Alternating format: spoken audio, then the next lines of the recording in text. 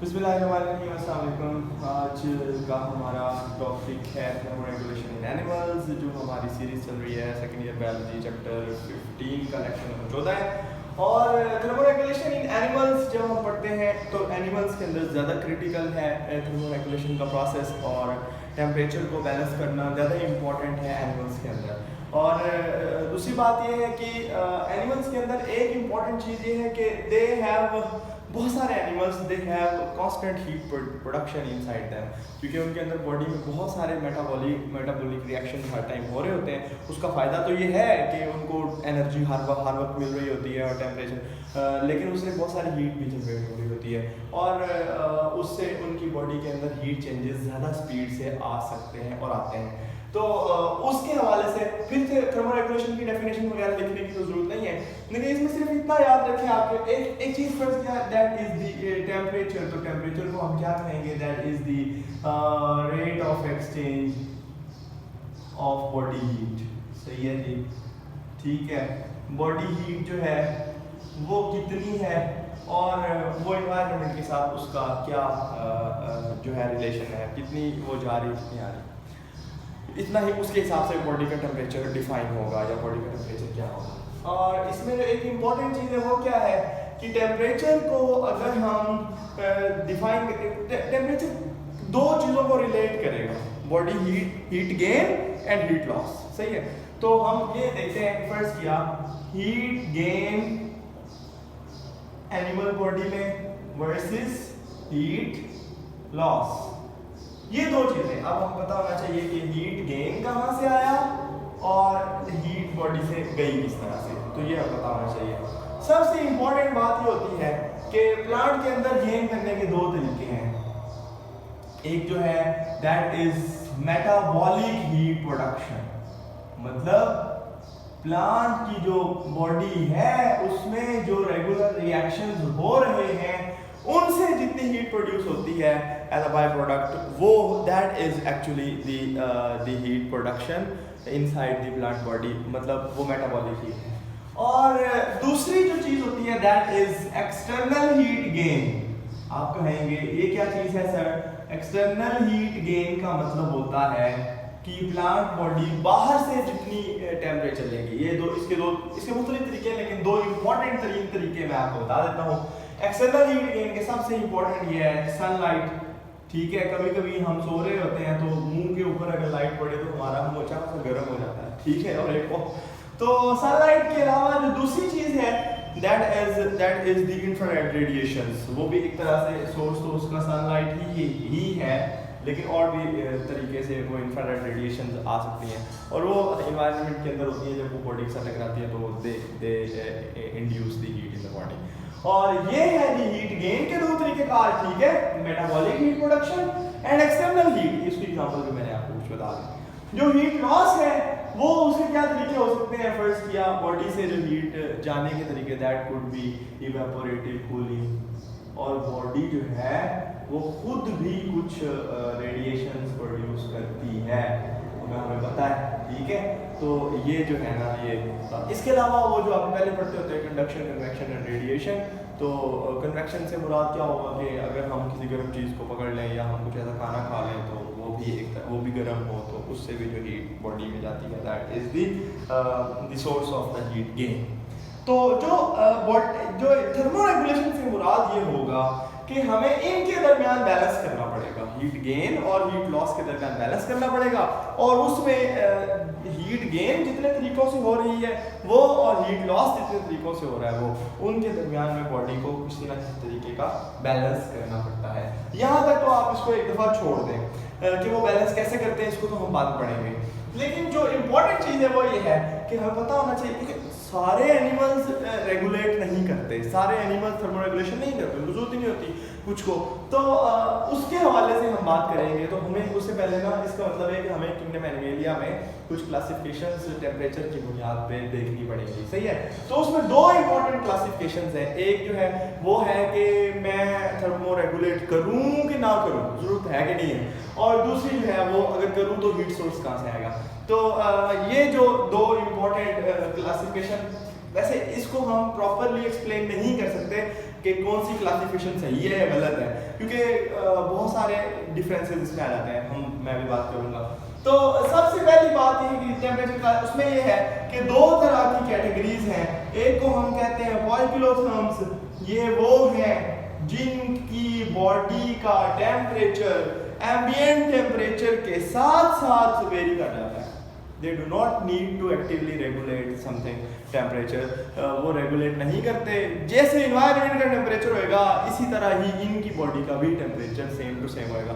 Same to same से मुराद वैसे ही होगा, तो कोई इम्पैक्ट इनको ज़रूरत नहीं है रेगुलेट करने की। तो अगर हम इसको सिंपली डिफाइन करें, they tend to fluctuate as, जिस तरह किताब में लिखा हुआ है, दे टेंड टू फ्लक्चुएट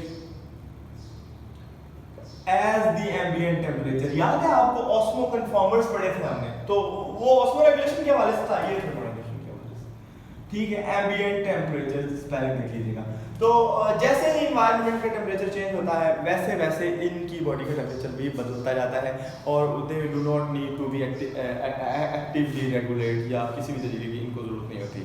लेकिन इस केस में जो एग्जांपल्स आती हैं उनमें फ़र्क किया, इनवर्टिब्रेट्स हैं जो समंदर में रहने वाले, ठीक है, और उसके अलावा फिशेस हैं कुछ, उस सारी फिशेस नहीं, लेकिन यहाँ पे चलो हम इसमें फिशेस सारी ही इंक्लूड करेंगे क्योंकि किताब में लिखा है। लेकिन आगे एक डिफरेंशिएशन आएगी कि कुछ फिशेस रहती हैं जो इन्वायरमेंट का टेम्परेचर कांस्टेंट रखती है, लेकिन वो किस वजह से, वो हम बाद में पढ़ेंगे। तो फिशेस के साथ फिर एम्फीबियंस, ठीक है, फिर रेप्टाइल्स। तो ये जो है, ये कैटेगरीज जो हैं, दे do not need any thermo regulation इस क्लासिफिकेशन के हिसाब से, लेकिन इनमें एक्सेप्शंस आएंगी, वो होती हैं, हम डिस्कस करते हैं। और जो दूसरी कैटेगरी है, दे आर द होम्योथर्म्स, यानी होम्योस्टेसिस वाला लफ्ज है कि ये अपनी बॉडी के टेम्परेचर को मेंटेन रखते हैं। इन्वायरमेंट का टेम्परेचर जितना मर्जी हो, ये थोड़ा बहुत ही चेंज करते हैं, और ये किसी ना किसी तरीके से रेगुलेट करते रहते हैं कि हमारी बॉडी का टेम्परेचर बढ़ या कम ना हो जाए, सही है। तो दे एक्टिवली, हम बात करेंगे, they regulate their heat, their body temperature, regulate body temperature, सही है जी। इसकी एग्जांपल्स है birds and mammals, birds and mammals. लेकिन मैं एक आपको बात बताना चाहता हूँ, वो क्या है कि जो एक्सेप्शन है वो क्या है। अब फर्ज किया जो है वो मेंटेन करती हैं, कुछ लिजर्ड्स जो हैं वो मेंटेन करती हैं बॉडी टेम्परेचर, कुछ फिशेस जो हैं डीप सी में रहती हैं, वो चूंकि डीप सी में इन्वायरमेंट इतना चेंज होता ही नहीं है, उसका टेम्परेचर तकरीबन ऑलमोस्ट सेम ही रहता है, तो उनकी बॉडी का टेम्परेचर भी फिक्स रहता है, तो वो तो चेंज नहीं होते ज़रा भी। तो इसी तरह जो लिजर्ड्स हैं वो तो बाकायदा रेगुलेट समटाइम करती हैं, और इसी तरह इसी कैटेगरी में आए जिनको रेगुलेट करना चाहिए, इनमें कुछ बर्ड्स ऐसे हैं जो नहीं करते। बेट्स हैं, बेट्स हालांकि मैमल्स हैं, ये जो चमगादड़ होते हैं, तो वो नहीं करते, समझ आ गई बात की। तो ये जो है, इसका मतलब ये है कि ये जो क्लासिफिकेशन ये पूरी तरह एज सच पूरी नहीं बैठती, सही है। तो फिर एक और जो क्लासिफिकेशन है उसका सहारा लिए जाते हैं, तो उसमें वो किस बुनियाद पे होती है, classification on the basis of heat source, heat production खुद की है, बाहर से लिया है या क्या है, सही है। तो उसमें तीन जो हम बात करेंगे तो कैटेगरीज हैं। एक को हम कहते हैं एक्टोथर्म, एंडोथर्म्स। एंडोथर्म्स क्या होते हैं, ये अंदर body, they are capable of heat production inside their body, for example mammals, for example human being वगैरह, ठीक है। और बहुत सारे बर्ड्स भी इसमें आते हैं, यानी they are capable of metabolic heat production, और अच्छी खासी हीट जो है वो बनाते हैं, ठीक है जी। एक दूसरी कैटेगरी है जो कि एक्टोथर्म्स है, ये अंदर हीट बनाते हैं लेकिन बहुत थोड़ी, और वो भी लूज कर देते हैं, लेकिन जब इनको हीट की जरूरत होती है, जब ठंड का मौसम होता है, तो ये इन्वायरमेंट से जाके हीट लेते हैं, ठीक है। फर्क किया, मुख्तलिफ जो लिजर्ड्स हैं ये धूप में जाके ऐसे बैठते हैं, ठीक है। तो जिस तरह वो ये क्रोकोडाइल्स वगैरह ये अच्छी खासी धूप सेकते हैं, तो ये है जी कि दे एक्सटर्नल सोर्स से, यानी कि ना they gain the heat from external source, और उसके अलावा क्या है जी, they are capable of heat production to a low level but do not to the desired level.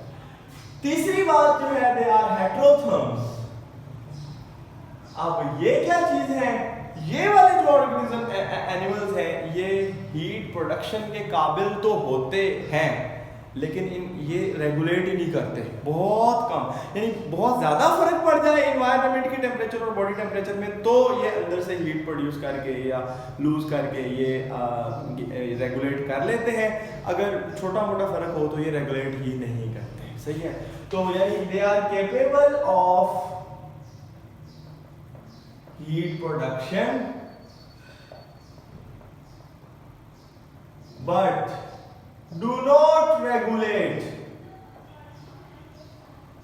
ठीक है, to small extent। बहुत ज्यादा फर्क पड़े तो उसमें फिर ये रेगुलेट करते हैं वरना ये रेगुलेट नहीं करते। तो ये है जी हेटेरो, इसमें हमिंग बर्ड्स और बेट्स वगैरह की एग्जांपल्स हैं। तो दिस इज दी बेसिकली ये दूसरी क्लासिफिकेशन है, और जो बनाते हैं अंदर से, दूसरे जो बाहर से लेते हैं अंदर से थोड़ी बनाते हैं वो भी लूज कर देते हैं, तीसरे वो जो अंदर से बनाने की ताकत रखते हैं लेकिन वो रेगुलेट ही नहीं करते, उनको जरूरत ही नहीं पड़ती। तो ये है जी, और आखिर में कुछ है जी regulations of the heat exchange, यानी इसमें क्या होगा कि एडाप्टेशंस क्या हैं, बिहेवियरल एडाप्टेशंस क्या, यानी किस तरीके से। तो उसमें 3 तरह के एडाप्टेशंस हैं जिनको हम कहते हैं स्ट्रक्चरल, फंक्शनल या फिजियोलॉजिकल, और तीसरी होती हैं बिहेवियरल एडाप्टेशंस। तो हम बात करते हैं स्ट्रक्चरल एडाप्टेशंस की। स्ट्रक्चरल एडाप्टेशन से मुराद होता है, फर्क किया कि बॉडी की स्ट्रक्चर में कोई ऐसी चेंज लाई जाए या हो पहले से, या स्ट्रक्चर उनके अंदर कोई ऐसी चीज़ मौजूद हो जो हीट या टेम्परेचर बैलेंस करने में हेल्प करती हो, बॉडी टेम्परेचर बैलेंस करने में। तो उसमें फ़र्क किया, फॉर एग्जांपल उसमें नंबर 1 होती है फैट लेयर जो इंसानों में भी होती है, ठीक है, स्किन के नीचे, क्योंकि fat layer act as an insulator. फिर उनके स्ट्रक्चर के अंदर फर, या जिसको हम पीलेज भी कहते हैं, प्लूमेज भी कहते हैं, ये वो जो बाल नहीं होते जिसके ऊपर मैमल्स के भी, तो उनके मुख्तलिफ नाम है आगे, ठीक है। कुछ बर्ड्स के अंदर उसे कुछ और कहते हैं, ठीक है, कुछ एनिमल्स के अंदर उसे कुछ और कहते हैं, कुछ एनिमल्स के अंदर उसे कुछ और कहते हैं। सही है, तो ये चीज़ असल में एक ही है कि जो जिस्म के ऊपर बाल है, बड़े हैं छोटे हैं, फिर उसके हिसाब से उनके नाम बदल जाते हैं। ये एक दूसरी जो है वो जो स्ट्रक्चरल एडाप्टेशंस है। इसी तरह फिर आपको पता है स्वेट ग्लैंड, स्वेट ग्लैंड जो है ये भी एक तरह की स्ट्रक्चरल एडाप्टेशन है, क्योंकि वो जो है वो इवेपोरेटिव कूलिंग करवाते हैं। सही है जी। इसी तरीके से कुछ और अगर तो ये एक तरह से हम कहेंगे स्ट्रक्चरल एडाप्टेशन के कुछ एग्जांपल्स हैं कि वो एनिमल्स जो हैं वो स्ट्रक्चरल एडाप्टेशंस करते हैं, उनके अंदर है ऐसे स्ट्रक्चर जो हीट रेगुलेशन में हेल्प करते हैं। दूसरी जो चीज़ है दैट इज द फिजियोलॉजिकल, यानी कि फंक्शनल एडाप्टेशन। तो उसके अंदर फर्क किया, एनिमल्स जो है वो अपनी स्किन की तरफ ब्लड फ्लो, वेजो डायलेशन या वेजो कॉन्स्ट्रिक्शन इफेक्ट। इसका मतलब ये होता है कि अगर गर्मी है तो स्किन की तरफ ब्लड फ्लो ज़्यादा कर देते हैं ताकि स्किन की मदद से जो है ना वो इन्वायरमेंट को हीट जो है वो डेसिपेट कर दी जाए, यानी हीट लूज कर दी जाए। और अगर कम है टेम्परेचर बॉडी का और ठंड है तो फिर बाहर की तरफ जो है वो यानी स्किन की तरफ ब्लड फ्लो कम कर दिया जाता है, जो खून की नालियाँ उधर आ रही होती हैं वो कम उनकी तरफ ब्लड फ्लो है, इसलिए हम सर्दियों में ज़रा ज़्यादा चिट्टे नज़र आते हैं। तो वो vasodilation and vasoconstriction to the skin, ताकि जो है ना वो हीट लॉस या हीट लॉस को ज़्यादा या हीट लॉस को इकोनोमाइज यानी कम किया जाए। तो ये एक फिजियोलॉजिकल एडाप्टेशन है। इसी तरह activation of sweat gland, sweat gland का होना ये स्ट्रक्चरल एडाप्टेशन है, लेकिन उनको एक्टिवेट करना ये जो है ये स्वेट ग्लैंड्स को ये फिजियोलॉजिकल एडाप्टेशन है, फंक्शनल एडाप्टेशन है। उसके अलावा जो है अगर हम बात करें तो कुछ यहाँ पे कुछ नहीं लिखा, that is activation of the muscles for shivering. मैं तो इसको भी शिवरिंग थर्मोजेनेसिस जो है इसको भी मैं फिजियोलॉजिकल अडॉप्टेशन लिखता हूँ। जब ठंड लगती है तो बंदा कांपना शुरू कर देता है, तो मसल्स एक्टिवेशन होती है, इससे क्या होता है कि हीट जनरेट होती है और बॉडी की थर्मोनाइजेशन में इसको हेल्प मिलती है। ये एक तरह की स्ट्रक्चरल अडॉप्टेशन है। और भी इसके अलावा फंक्शनल स्ट्रक्चरल अडॉप्टेशन में कुछ चीज़ें और भी आ सकती हैं। फॉर एग्जाम्पल फेफड़े जो हैं वो लंग्स जो हैं वो मॉडिफाइड फॉर पैंटिंग। लंग्स जो है क्या के कुत्ते और बिल्लियों वगैरह के जो लंग्स हैं वो डायरेक्टली इन्वायरमेंट के साथ इस तरह कनेक्ट होते हैं, वो बड़ी स्पीड के साथ सांस लेते हैं, जिससे क्या होता है कि बहुत सारी हीट और इवन अगर वो बहुत ज़्यादा कर रहे हो तो कार्बन डाइऑक्साइड भी बहुत सारी लूज हो जाती है, जिससे उनको मसला भी बन सकता है कार्बन डाइऑक्साइड ज़्यादा लूज होने से, उसे हम रेस्पिरेटरी एसिडोसिस कहते हैं। लेकिन जो ये चीज़ है दैट इज़ के इनसे फ़ायदा होता है कि वो अक्सर पानी के किनारे बैठ के या ज़ुबान के ऊपर थोड़ा सा पानी लगा के तो वो ज़ोर ज़ोर से इस तरह सांस ले रहे होते हैं, तेज़ उसमें बहुत ज़्यादा स्पीड के साथ, ताकि बहुत सारी हीट जो है वो फेफड़ों से लूज की जा सके। इसी तरह अगर हम बात करें कि आखिर में जो चीज़ है that is the behavioural adaptation. Behavioural adaptation में क्या होगा कि एनिमल्स उस तरफ चला जाता है जहाँ उसकी और बॉडी का टेम्परेचर और एनवायरनमेंट का टेम्परेचर आपस में ज़्यादा वेरी ना हो, यानी एक्सचेंज मिनिमल हो, ठीक है, कम से कम हो। तो उसमें क्या होता है कि अगर ज़्यादा से सख्त गर्मी है या सर्दी है तो या तो अपनी बरोज में यानी अपने वो छोटे मोटे जो उनके होल हैं उनके अंदर चले जाएंगे तो वो मसला हल हो जाएगा, ठीक है। इसी तरह जो है लिजर्ड जो है वो मैंने बताया था बास इन दी सन, सूरज की रोशनी में जाके बैठते हैं, तो उससे क्या होता है कि वो इन्वायरमेंट के और उनकी बॉडी के दरमियान हीट एक्सचेंज मिनिमम होता है। इसको हम बिहेवियरल अडॉप्टेशन कहते हैं। और इसमें कोई चीज़ है तो बताएं, कोई सवाल है तो ही बताएं।